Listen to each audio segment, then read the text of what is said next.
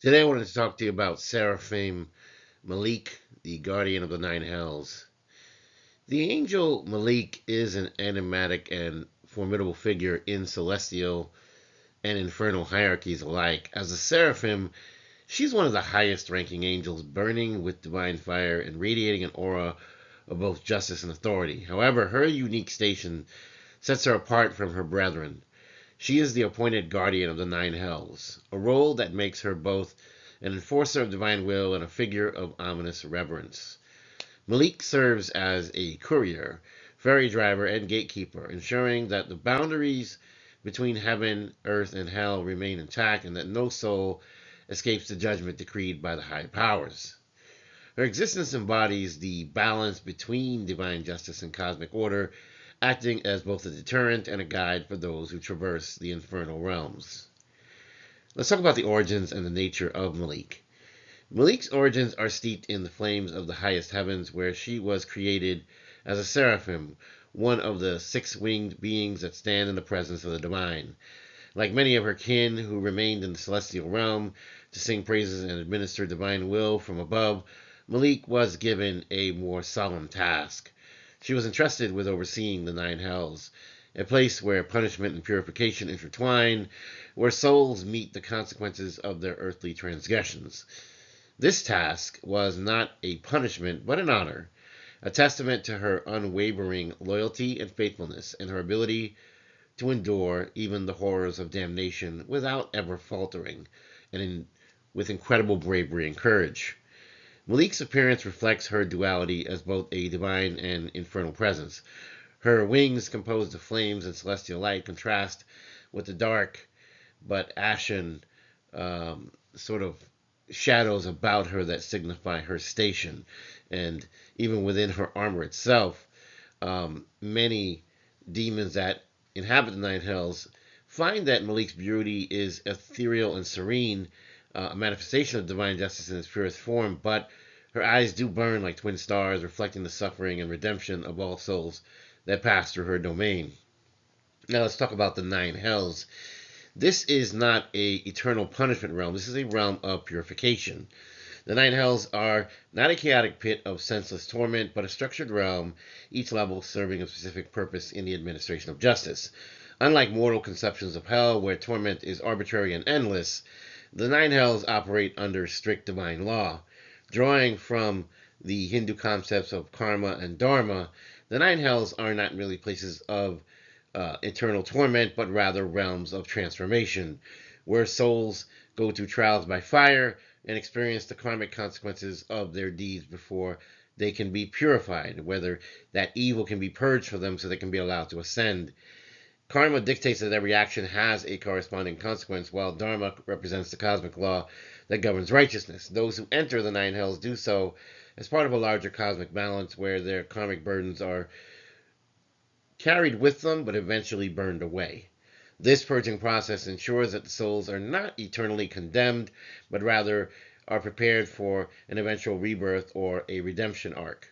Each level of the nine hells corresponds to a specific type of wrongdoing, much like the Hindu concept of Naraka, where souls undergo the temporary purification rather than the eternal burning and suffering. Each level of the nine hells is tailored to the sins of those condemned to dwell within it. Within these desolate wastes of the first circle, where souls are stripped of their earthly arrogance, to the fiery pits of the ninth, where the most egregious betrayers suffer under an incredible weight of their own treachery, every domain serves an accurate and very accountable purpose. Malik is the only being that is permitted to traverse all nine hells without any restriction, a sign of her absolute authority over this infernal realm and her undying loyalty to God. Malik is a courier of divine will. As one of the primary duties to serve as a courier between the divine realm and the nine hells, she delivers messages from the celestial courts to the infernal lords, ensuring that treaties, decrees, and judgments are properly executed and conveyed. Her presence alone is enough to silence even the most rebellious of demon lords, for she carries not only the authority of heaven, but the power to enforce its will. Malik's role as a courier is not limited to infernal beings. She also bears messages to lost souls, guiding them towards understanding their fate, maybe some sense of remembrance, maybe some sense of atonement. For some, her words offer hope. that their suffering is temporary and that redemption is in fact possible. For others, she delivers the finality of extended penance, a truth that cannot be bargained with or denied. In this capacity, she's neither cruel nor kind. She is simply the arbiter of what has already been set in motion and what has already come to be arbitrated and decided upon. So she also can be a transporter of souls. We can think of her as a metaphorical ferry driver. Beyond her duties as messenger, she guides souls to their final destinations. Those who enter the nine hells do not simply wander in, they are brought forth by Malik's hand, placed upon the shores of their temporary judgment. Like Charon of Greek mythology and Yama, the Hindu god of death, who guides souls to their proper realm, she ensures that no soul is utterly, permanently lost, that all are delivered precisely where they belong to begin their process of atonement. However, unlike Charon, Maalik does not simply accept any soul upon her vessel. She evaluates, she weighs, and ensures that no mistake has been made and that those who need to be here will be here. But keep in mind that even in places of uncertainty, she will definitely consult with God and the divine records and get confirmation for higher authorities before proceeding. This duty makes her a figure of immense power, for no being, mortal, angelic, or demonic, can challenge the accuracy of Malik's judgments. Her ferry is no ordinary vessel, but a construct of divine energy, resistant to the corruption of the infernal realms. It sails upon the river of wailing, which flows through each level of the nine hells, carrying souls downward towards their temporary fate. The waters themselves react to Malik's presence, parting when she commands, burning with lava fire, but shifting the currents to suit her will. This river is not merely a passage, but it burns as a living entity infused with the sorrow and regret of those who travel upon it. But keep in mind that as the gatekeeper in enforcing the boundaries, that her mission is to take the souls to a place where eventually, despite their suffering, they will accomplish some sense of healing. The nine hells are not only a place of punishment, but a cosmic mechanism for balance, for purification, for ensuring that the damned remain confined until their karmic debts are balanced out. Her vigilance is unmatched, and no soul can escape her watchful gaze. The gates of the nine hells are vast and indestructible, sealed by celestial sigils that only Maalik can manipulate. Any attempt to breach them, whether by foolish mortals seeking forbidden knowledge or by infernal lords seeking to expand their influence, is ultimately met with swift and merciless retaliation. Maalik does not simply guard the gates, he, in a sense, is the defenses. He can be the gates. Her presence alone is a barrier stronger than any wall, and her power ensures that the infernal realm remains contained until its purpose is fulfilled. With this, there is a balance of mercy and judgment. Despite her stern nature, Maalik is not without mercy. She understands the necessity of suffering, but does not revel in it.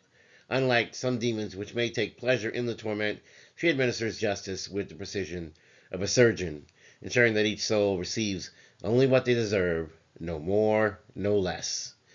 Her existence is an eternal duty, and she does not question her role, nor does she seek reward. She is not a being of cruelty, nor one of emotional compassion, but she is one driven by razor-sharp, accurate necessity, a force that ensures that the divine order is maintained, that justice is upheld, and that the souls are given the opportunity to cleanse themselves of their past misdeeds and go through the process of redemption.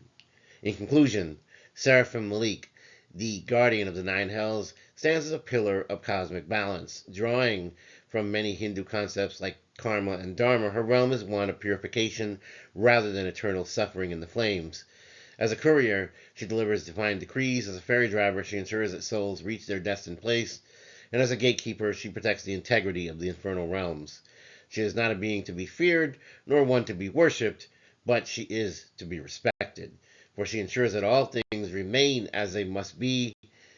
She remains forever bound to her sacred duty and her loyalty to the Most High God above.